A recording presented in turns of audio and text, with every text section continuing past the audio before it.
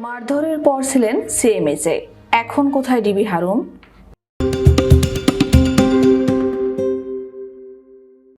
আওয়ামী লীগ সরকারের পতনের পর থেকে ঢাকা মহানগর পুলিশের বিভিন্ন থানায় পুলিশ সদস্যদের বিরুদ্ধে 134টি মামলা দায়ের করা হয়েছে।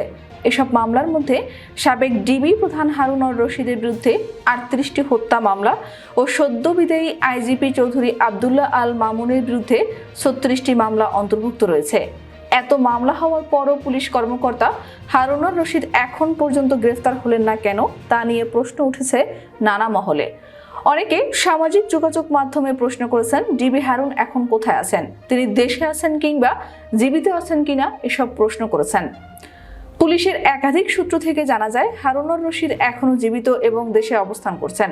সরকার পতনের পর তিনি দেশ থেকে পালানোর চেষ্টা করেন, কিন্তু ব্যর্থ হয়ে দেশেই অবস্থান করছেন। সরকার পতনের পর মারধরের শিকার হয়ে গুরুতর আহত অবস্থায় ঢাকার সিএমএইচ হাসপাতালে ভর্তি হন।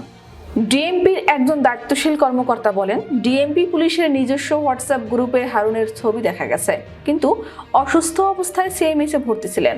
এরপর ছবিটি ডিলিট করে দেওয়া হয়।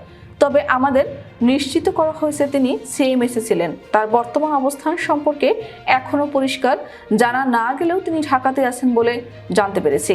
পুলিশের দায়িত্বশীল আরেকটি সূত্র জানায়, সরকার পতনের পরদিন 6 আগস্ট হারুনুর রশিদের হোয়াটসঅ্যাপ নম্বরে ফোন দেওয়া হলে তিনি সাংবাদিকদের সঙ্গে কথা বলেন।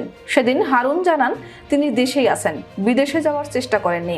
6 আগস্ট তিনি অফিসেও গিয়েছিলেন বলে দাবি করেন। পরদিন 7 আগস্ট থেকে পুলিশের এই কর্মকর্তার কোনো হদিস পাওয়া যায়নি। একাধিক সূত্রে জানা গেছে, হারুনুর রশিদকে 8 থেকে 10 আগস্টের মধ্যে মারধর করা হয়েছিল। পুলিশের কিছু অফিসার সিভিল পোশাকে তাকে মারধর করেছেন বলে সন্দেহ করা হচ্ছে।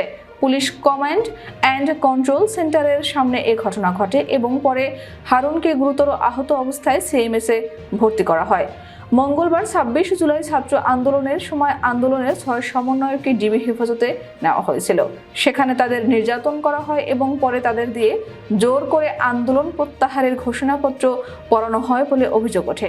এই ঘটনার পর হারুনকে সমালোচনার মুখে 31 জুলাই ঢাকা থেকে বদলি করা হয়। হারুনুর রশিদকে নিয়ে বিভিন্ন তথ্য ফাঁস হয়েছে, যার মধ্যে একটি ফোন রেকর্ডে তিনি বলেন, আমরা সরকারের দাস, সরকারের নির্দেশেই আমাদের সব করতে হয়। এছাড়া একটি রেকর্ডে হারুন বলেন, সমন্বয়কদের ধরার নির্দেশ ঊর্ধ্বতন কর্তৃপক্ষের।